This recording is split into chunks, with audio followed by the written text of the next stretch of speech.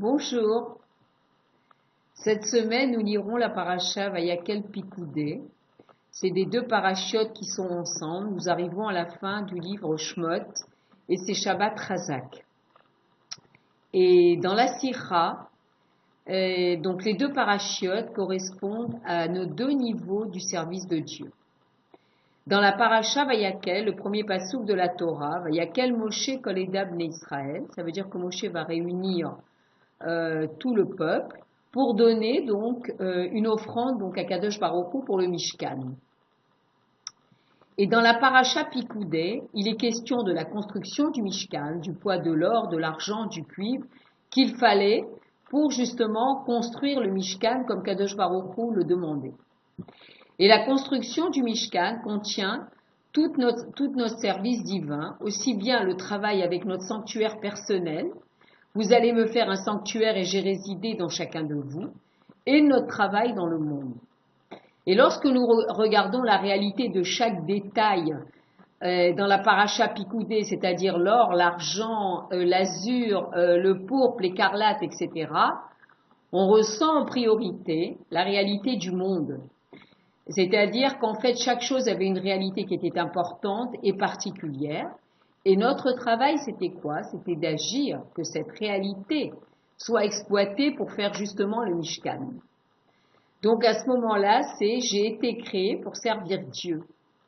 Il y a tout d'abord la réalité de l'être existant, le Ani, le je, le moi en fait.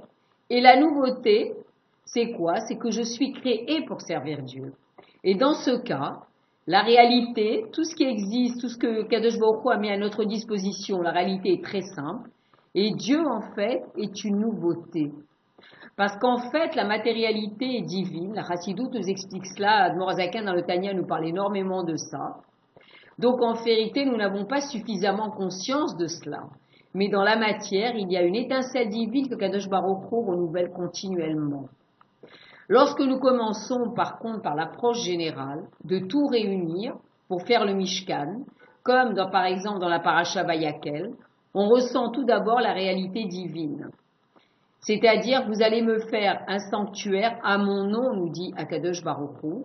On voit que toute la réalité est le Mishkan pour justement Hachem. Et à ce moment-là, c'est Ani lo nivreti. Et là, les shamesh et koni. Ça veut dire qu'en fait, j'existe sans exister. En fait, cela veut dire que la condition pour servir à Kadosh Baruch Hu est ma non-existence. Cela veut dire qu'en priorité, donc c'est la réalité divine, et la nouveauté, c'est la réalité de la créature.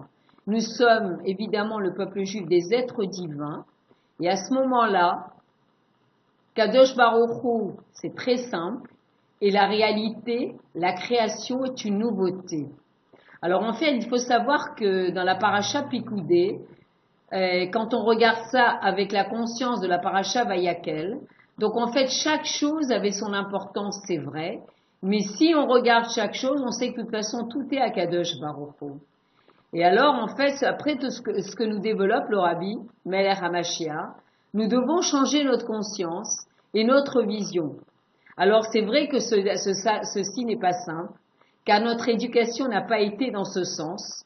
Sortons de notre logique et vivons avec le En Od Milvado, c'est-à-dire qu'il n'y a rien d'autre qu'Akadosh Baruch Hu.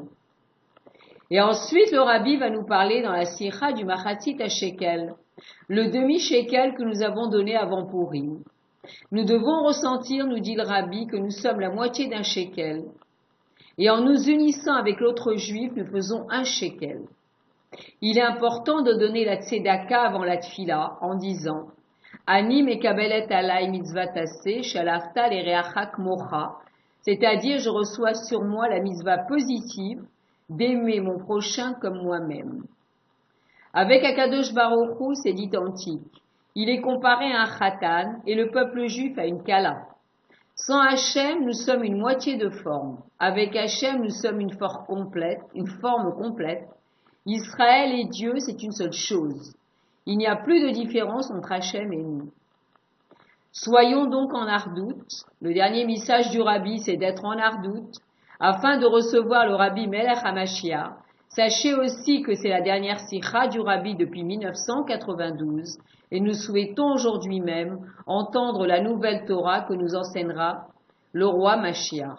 Je vous souhaite Shabbat Shalom. Yehi Adonenu Morenu Verabenu Melech HaMashiach Leolam Vaed.